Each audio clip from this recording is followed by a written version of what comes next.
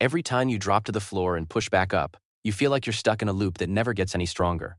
You've been grinding out push-ups every day, counting rep after rep, but the mirror isn't showing the gains you expect. The truth is, most of us are performing the exercise with hidden flaws that sabotage our progress. In the next few minutes, I'm going to pull back the curtain on the 3 most common mistakes, explain why each one stalls your strength, and give you a single cue that will lock in perfect technique every time you train.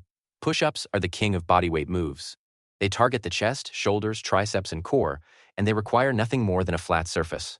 Because they're so accessible, they become a staple in gyms, living rooms, and park benches worldwide. But just like any monarch, the rule is simple. Form is law. When you break the rule, the kingdom falls apart. I used to do 50-plus push-ups a day, and yet my bench press stayed flat for months. I thought the problem was my program, my nutrition, maybe even my genetics. It wasn't until I recorded myself from the side and from the front that I saw the culprits hiding in plain sight. Once I corrected those hidden errors, my strength jumped 20% in just 2 weeks, and my lower back stopped whining after every set. That experience taught me that the smallest tweaks can unleash massive results, and I want to share those tweaks with you right now. First, let's talk about the sagging hips, also known as the pelvic drop. Imagine a side view video where the hips sink toward the floor, the lower back arches, and the body forms a sloppy V shape. This isn't just an aesthetic issue, it's a mechanical problem. When the hips drop, the lumbar spine overextends, putting a lot of stress on the lower back. At the same time, the load shifts away from the chest and shoulders, meaning those muscles are doing far less work than they should. Research shows that a broken line can reduce chest activation by almost 30%, turning a powerful chest builder into a lower back strain machine. Why does this happen? The core stabilizers, especially the transverse abdominis and the glutes, are often undertrained or simply not engaged at the right moment.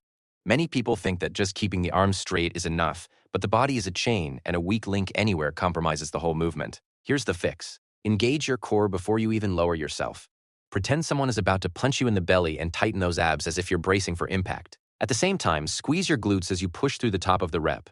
Visualize a straight line from the crown of your head down to your heels, and keep that line intact throughout the entire motion. When you practice this brace and squeeze cue, you'll feel the difference instantly. Your hips stay level, your lower back stays neutral, and the chest does the heavy lifting. Now, let's move to the second mistake, elbow flare, or the wide-angle push-up. Picture a front-on view where the elbows shoot out to the sides at a 90-degree angle, creating a wide T shape. This position forces the shoulder joint into excessive external rotation, which can lead to impingement and painful shoulder caps. It also reduces the contribution of the triceps, making the push-up feel harder and less efficient. The root of this error often lies in habit. If you spend a lot of time bench pressing with a very wide grip, your body learns to carry that pattern into bodyweight movements. Additionally, many people think that a wider hand placement will hit the chest more, but the trade-off is unnecessary stress on the rotator cuff. The correction is simple. Keep your elbows at roughly a 45-degree angle from your torso. Imagine drawing a line from the center of your chest to your forearm, and keep that line at a comfortable diagonal. Pull your shoulder blades together before each rep, creating a stable platform for the shoulders.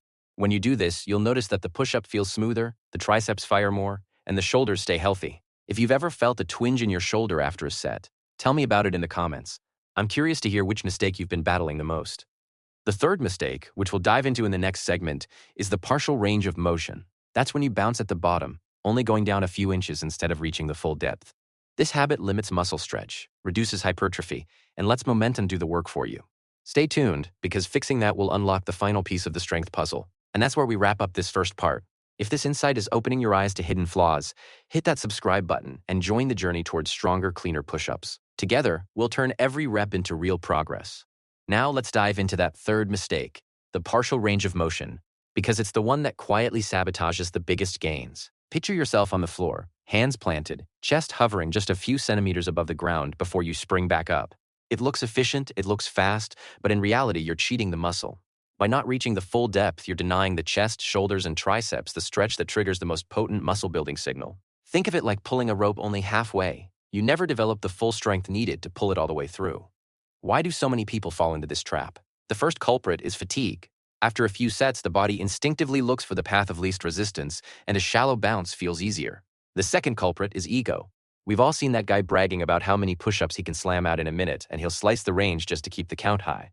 The third culprit is a lack of awareness about the proper depth. If you never learned the full cycle cue early on, you never develop the habit of lowering until your chest lightly brushes the floor. The fix is surprisingly simple, but it requires a conscious reset of the mind-muscle connection. First, stand in front of a mirror or set up a phone on a tripod so you can see yourself from the side.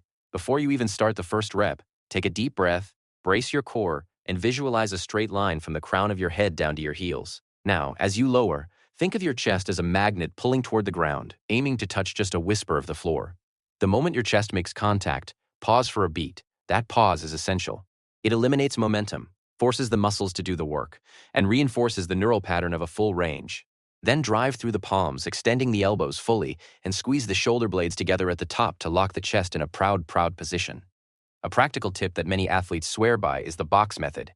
Place a sturdy yoga block or a low stack of books directly under your sternum and practice lowering until your chest rests gently on the object. When you can touch the block comfortably without arching your back, you've found the sweet spot of full depth. Over time, you can remove the block and maintain that same depth purely by feel. This method not only guarantees the correct range, it also builds confidence because you can literally feel the proper bottom position. Now that we've covered all three mistakes, let's talk about the single, unifying cue that locks them all together. It's called the solid plank cue, and it works because it aligns the spine, engages the core, and tells the shoulders exactly where to sit. The instruction goes like this. Imagine you're a solid board of wood, unbreakable from head to toe. Your hands are the hinges, your feet are the anchors, and your core is the beam that holds everything rigid. As you descend, keep that board flat, no sagging hips, no lifted butt, no arching lower back. Keep the elbows tucked at a comfortable angle, neither flaring out like a wing nor hugging the ribs so tightly that the triceps take over. And most importantly, lower until your chest meets the floor. Pause, then press up while keeping the board level. When you master that single mental picture, you automatically eliminate the three common errors. The hips stay neutral because the board demands a straight line. The elbows stay at the right angle because the board's hinges need a smooth rotation. And the depth stays full because the board can't be compressed without breaking the alignment. It's a powerful visual that turns a chaotic series of movements into a single, elegant motion. Let's put it all together in a quick mental rehearsal. Stand tall, feet shoulder-width apart, hands slightly wider than your shoulders. Take a breath, engage the core, and picture a wooden plank spanning your body. Your shoulders pull back, creating a stable shelf for your chest. As you lower, the plank stays flat, your hips remain in line, and your elbows travel on a diagonal path, forming a gentle 45-degree angle. Your chest brushes the floor, you pause. Then you push up, extending the elbows fully, feeling the chest contract like a spring. That's the perfect push-up, and it only takes a few seconds of visualization before your muscles start to follow. If you've tried this visualization and felt an immediate difference, let me know in the comments. I love hearing those breakthrough moments because they remind me why we're all on this journey together. And if you've ever caught yourself cheating the depth or letting the hips sag, share the specific rep count you usually hit before you feel the form crumble. That detail helps me tailor future videos to the exact pain points you're experiencing. A quick side note on progression. Once you've nailed the form, you can start to build volume or add variations without fearing injury. Try a tempo push-up where you lower for a count of 3 seconds, pause, then press up explosively. Or experiment with a slight hand elevation on a step, which shifts the emphasis toward the shoulders while still demanding perfect plank integrity. The key is to always return to the solid plank cue before you add any extra challenge. That way, the new stimulus builds on a foundation of flawless mechanics, not on a shaky platform. Another common question I get is whether you can incorporate weighted push-ups once you've mastered the bodyweight version. The answer is a resounding yes, but only after you've consistently performed at least 30 perfect reps in a row without breaking form. When you add a weight plate on your back, the core and shoulder stabilizers are forced to work even harder, so any lingering habit like hip sag or elbow flare will be magnified. Start with a modest load, think a small kettlebell or a light sandbag, and repeat the same solid plank visualization. If you feel the spine starting to round or the elbows drifting outward, drop the weight immediately. The goal is to keep the form pristine, regardless of the load.